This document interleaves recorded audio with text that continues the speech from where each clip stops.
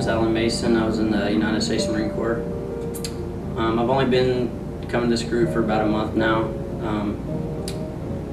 I get disability, but my disability was cut down, so I don't get paid as much. So the last couple months have been kind of rough. The first week I was here, Mike helped me sign up for my Social Security disability. So hopefully next month or so, I'll start collecting that from the state. I finished one semester at Palomar, but I wasn't a resident, so I didn't get to sign up this semester.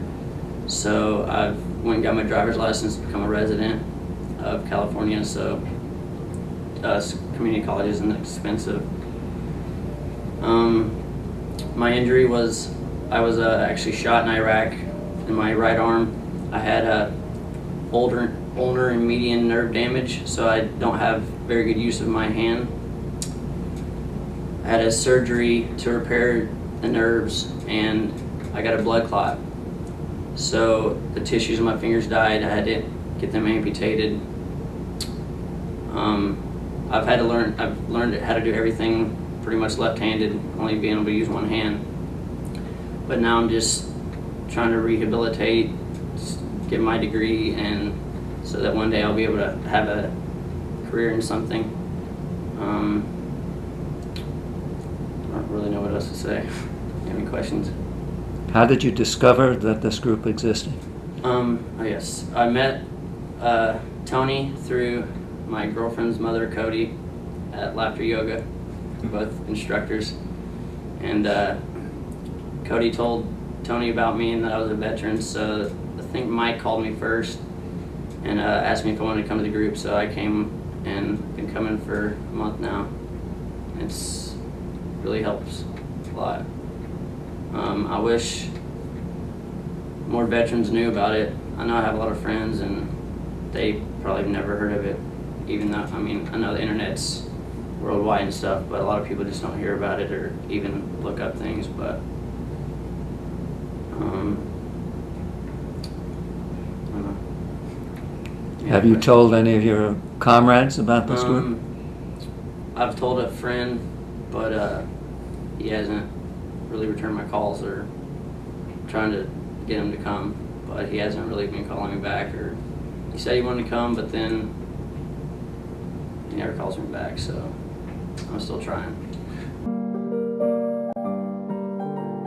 I'm here at the Protection and Advocacy group because I need help. And my wife started looking around and calling around everywhere, trying to find some kind of a peer organization, maybe veterans that help veterans, that I have been going for so many years without knowing that I was even having repercussions from my Vietnam experience. I was in the Marine Corps. I was in Vietnam through the year of 1966. At that point, from having to throw dead bodies into the back of my deuce and half and drive them back to Chu Lai, to being shot at just driving out to the dump. And I mean, anywhere we went in one vehicle. So now I come back to the United States and I find out Marines aren't popular. Short hair is not popular. You better grow that stuff out fast. Get that field jacket off. Started college in Fullerton. Ended up going to college there for about 5 years. Graduated from Cal State Fullerton.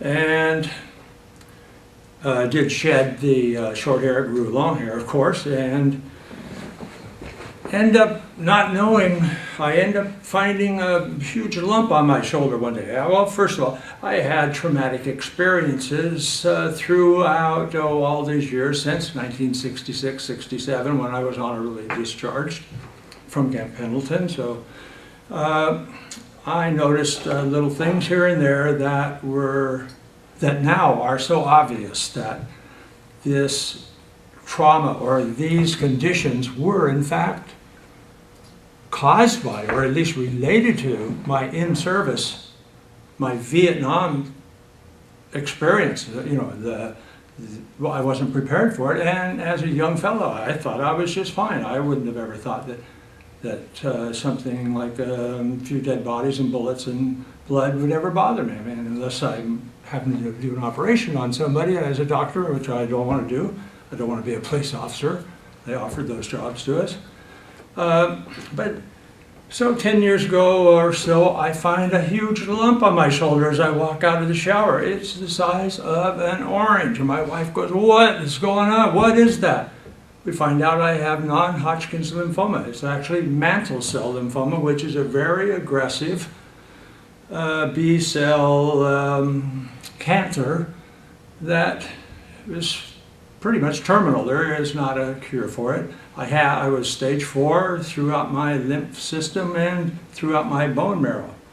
Since then, I have gone through one type of chemotherapy after another, from a week in, 2 weeks out, a week in, 2 weeks out, chemotherapy at Tri-City Memorial Hospital here in San Diego, North County. And I have gone back and forth to the doctors and had one kind of scan after another, from CAT scans and PET scans, everything. I had no idea that non-Hodgkin's lymphoma was a presumptive Agent Orange disease, and that they were spraying Agent Orange all over the place where I was. I'm Jane Fire, and I'm a member of the Veterans Peer Self-Advocacy Group that is umbrellaed by PAI. We are very grateful for that sponsorship. I got involved because I'm a family member of 2 mentally ill, disabled veterans who are served by the VA. One is 100% service-connected, one 50%. It's been a marathon getting them taken care of and getting their benefits for them. Michael has been doing this for many years and was instrumental in forming this group. I met Michael at one of the 1,000 committee meetings we all go to, and very happy to have made his acquaintance.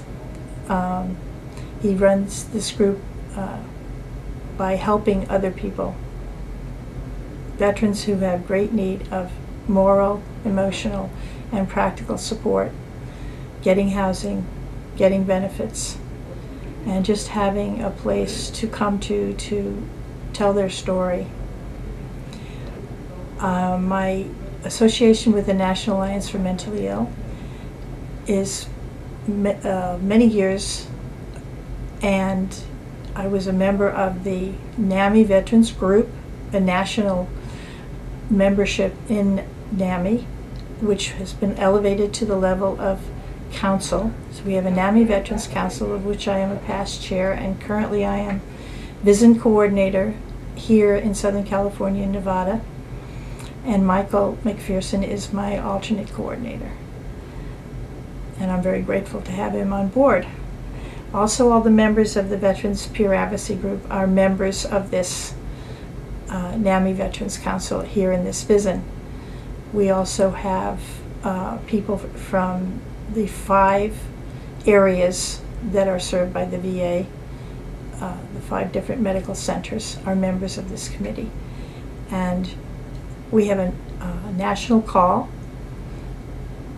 every month, and we also have a local call every month, which these people on this committee, locally here, speak with other members throughout the country.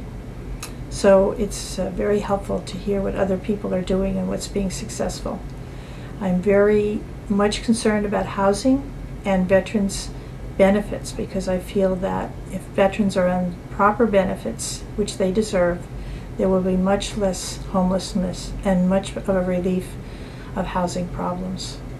So I hope that PAI will be interested in making that one of their focus issues, and I know that they have the capability, and I know that there's a law currently passed that allows them to become such advocates on behalf of veterans.